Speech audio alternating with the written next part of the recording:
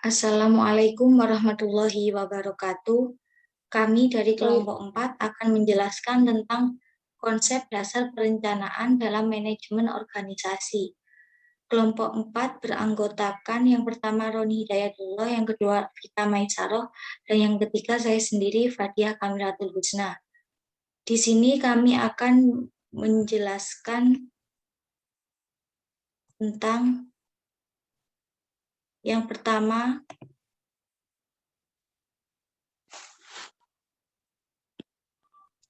yaitu pengertian perencanaan.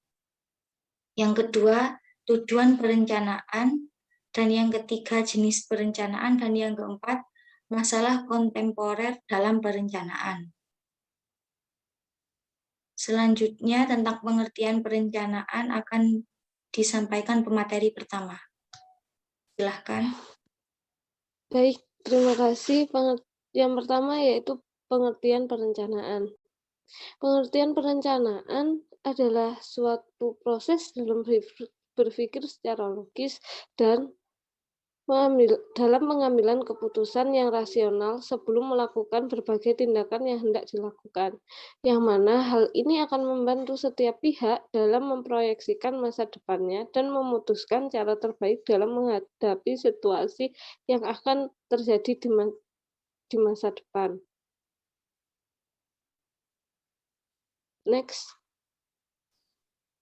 Nah, pengertian perencanaan menurut para ahli yang pertama yaitu Elizwandi yang mengatakan bahwa perencanaan adalah sebuah proses dalam menentukan tujuan organisasi dan juga menyaksikannya secara lebih jelas dengan berbagai strategi, taktik, dan operasi yang dibutuhkan untuk mencapai tujuan utama organisasi secara keseluruhan. Yang kedua yaitu menurut Barbara Becker yang menjelaskan bahwa pengertian perencanaan merupakan sebuah cara rasional yang menyiapkan masa depan yang lebih baik. Yang ketiga, menurut John Douglas adalah suatu proses yang terus-menerus dalam hal pengkajian, membuat tujuan dan saran, serta mengimplementasikan dan mengevaluasi ataupun memantaunya. Next. Nah, yang selanjutnya yaitu tujuan dari perencanaan. Yang pertama yaitu demi mengantisipasi dan juga beradaptasi dengan berbagai perubahan yang mungkin terjadi. Yang kedua, demi memberikan arahan kepada para administrator ataupun non-administrator agar bisa melakukan tugasnya sesuai dengan rencana yang sudah dibuat. Yang ketiga, menghindari atau meminimalisir berbagai potensi terkait adanya tumpang tindih dan pemborosan dalam hal pelaksanaan pekerjaan. Yang keempat, menetapkan suatu standar tertentu yang nantinya harus bisa digunakan dalam bekerja sehingga akan memudahkan proses pengawasan ataupun pemantauan. Next. Nah,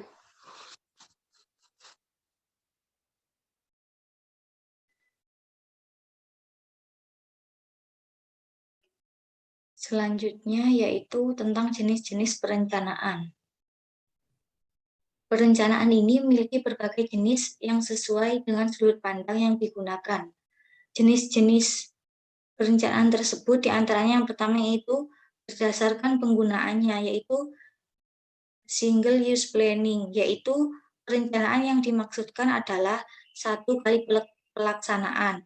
Artinya rencana yang disusun hanya digunakan pada satu pelaksanaan saja, dan setelah pelaksanaan dianggap selesai, maka perencanaan tersebut dengan sendirinya menjadi tidak ada. Perencanaan jenis ini seperti rencana yang digunakan untuk kepanitiaan untuk suatu kegiatan tertentu. Yang kedua yaitu repeat planning, yaitu perencanaan yang digunakan dalam pelaksanaan yang berulang-ulang. Artinya tidak hanya digunakan hanya pada satu pelaksanaan, sehingga perencanaan ini bersifat permanen.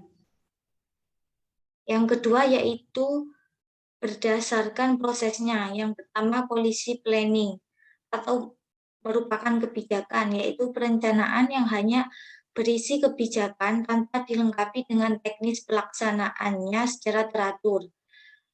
Perencanaan jenis ini seperti perencanaan yang berkaitan dengan garis-garis besar suatu organisasi atau suatu negara. Yang kedua yaitu program planning, yaitu perencanaan yang merupakan penjelasan dan perincian policy planning. Program planning ini dibuat oleh badan khusus yang memiliki wewenang untuk melaksanakan policy planning, seperti Badan Perencanaan dan Pembangunan Nasional.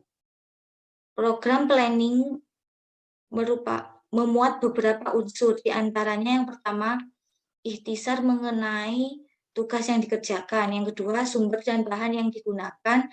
Yang ketiga, biaya, personalia, situasi, dan kondisi pekerjaan. Yang keempat, prosedur kerja yang harus dipatuhi. Dan yang kelima, struktur organisasi kerja dan sebagainya.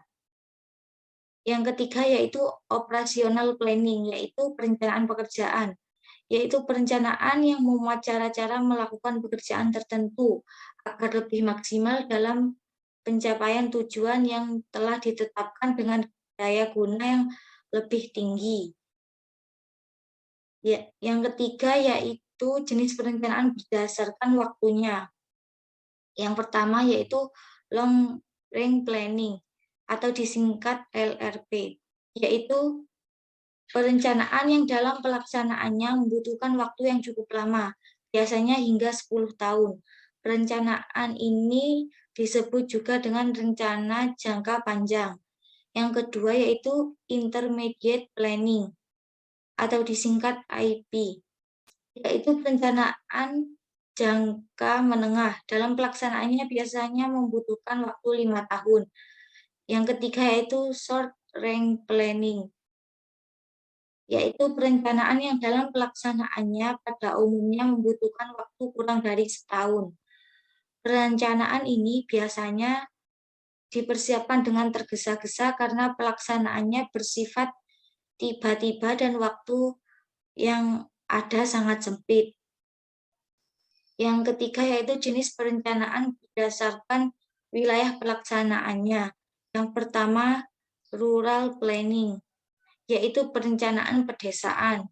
Yang kedua, city planning, yaitu perencanaan tingkat daerah, kabupaten, atau kota.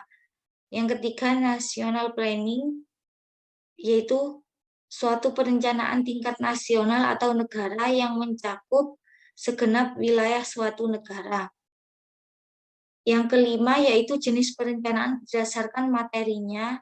Yang pertama yaitu personnel planning, adalah suatu perencanaan mengenai masalah-masalah yang berkenaan dengan pegawai atau personel dalam suatu organisasi. Dalam perencanaan ini segala masalah yang ada dan menyangkut pegawai dikaji dan dibahas secara rinci. Yang kedua yaitu financial planning, yaitu perencanaan mengenai pembiayaan secara komprehensif dari suatu kegiatan untuk mencapai tujuan bersama. Yang ketiga, industrial planning, yaitu perencanaan yang menyangkut aktivitas industri yang bertujuan agar terhindar dari berbagai hambatan dalam pencapaian tujuan. Yang keempat yaitu educational planning, yaitu perencanaan yang menyangkut kegiatan pendidikan. Yang terakhir yaitu jenis perencanaan berdasarkan keumuman dan kekhususannya. Yang pertama yaitu general plans atau rencana umum, yaitu perencanaan yang dibuat hanya mengenai garis-garis besar dari suatu kegiatan yang akan dikerjakan untuk mencapai tujuan. Yang kedua yaitu special planning atau rencana khusus, yaitu perencanaan yang dibuat secara mendetail dan terperinci untuk pekerjaan tertentu. Yang terakhir yaitu overall planning atau rencana keseluruhan, yaitu perencanaan yang memberikan pola secara keseluruhan dari pekerjaan yang harus dilaksanakan. Selanjutnya akan dilanjutkan materi selanjutnya.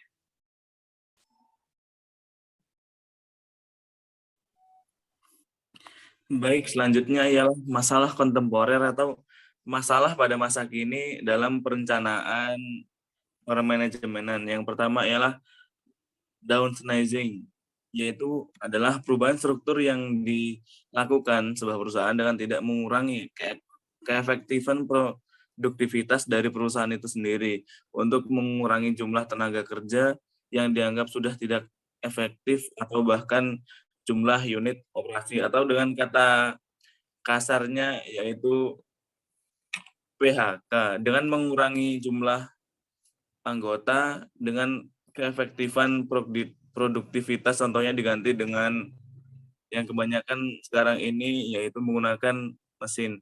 Yang kedua ialah managing diversity, adalah suatu pengelolaan oleh manajer dalam menghadapi masalah diversity seperti ras, suku, agama, umur, bahkan sampai jenis kelamin. Contoh seperti misal dalam perusahaan X, tidak semua karyawan adalah karyawan tetap. Ada yang merupakan karyawan kontrak maupun karyawan magang. Perbedaan tersebut tentu akan memberikan motivasi yang berbeda pada setiap karyawan. Mungkin untuk karyawan yang magang akan fokus pada pencapaian, pendapatan, pengalaman kerja daripada memberikan hal terbaik yang mampu ia berikan bagi perusahaan. Memanage dengan baik setiap perbedaan tersebut akan memberikan dampak yang baik bagi perusahaan. Yang ketiga ialah teknologi informasi, yaitu adalah istilah umum untuk teknologi apapun yang membantu manusia dalam membuat, mengubah, menyimpan, mengomunikasikan, dan atau menyebarkan informasi. Perkembangan ini memberikan tantangan baru bagi para praktisi manajemen untuk dapat menyelesaikan atau menyesuaikan diri dengan berbagai perubahan di seputar teknologi informasi ini. Selanjutnya, Mbak.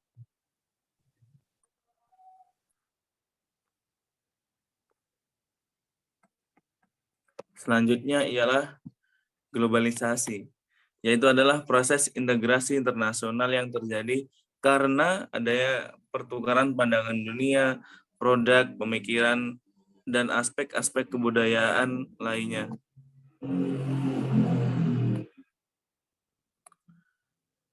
Contohnya ialah kemajuan infrastruktur transportasi dan telekomunikasi, termasuk kemunculan telegraf dan internet merupakan faktor utama dalam globalisasi yang semakin mendorong saling ketergantungan, interdependensi aktivitas ekonomi dan budaya. Yang kemudian etika dan tanggung jawab sosial, yaitu adalah suatu konsep bahwa organisasi khususnya, namun bukan hanya perusahaan, adalah memiliki berbagai bentuk tanggung jawab terhadap seluruh pemangku kepentingannya, yang diantaranya adalah konsumen, karyawan, pemegang saham, komunitas, dan lingkungan dalam segala aspek operasional perusahaan yang mencakup aspek ekonomi, sosial, dan lingkungan. Selanjutnya yaitu ialah managing for quality, strategi manajemen yang ditujukan untuk menanamkan kesadaran kualitas pada semua proses dalam organisasi. Sesuai dengan definisi dari ISO TKM adalah, atau managing for quality adalah suatu pendekatan manajemen untuk suatu organisasi yang terpusat pada kualitas berdasarkan partisipasi anggotanya dan bertujuan untuk kesuksesan jangka panjang melalui kepuasan pelanggan serta memberi keuntungan untuk semua anggota dalam organisasi serta masyarakat. Yang terakhir adalah service ekonomi, merujuk pada salah satu atau kedua dari perkembangan ekonomi baru-baru ini. Yaitu yang pertama ialah pentingnya peningkatan dari sektor jasa di negara industri. Yang kedua, Dan yang kedua ialah kepentingan relatif dari layanan dalam penawaran produk. Dalam perkembangan ekonomi yang begitu cepat, jasa menjadi sesuatu yang sangat dibutuhkan. Dengan pengembangan ini, pendekatan manajemen pun tidak lagi hanya terfokus bagaimana melakukan misalnya efisiensi dalam proses pembuatan barang di pabrik, akan tetapi juga harus merumuskan bagaimana penyediaan jasa dapat dilakukan secara efektif dan sekaligus juga efisien. Sekian dari saya kembalikan ke Mbak Fadia. Sekian presentasi dari kelompok kami. Akhiron, wassalamualaikum warahmatullahi wabarakatuh.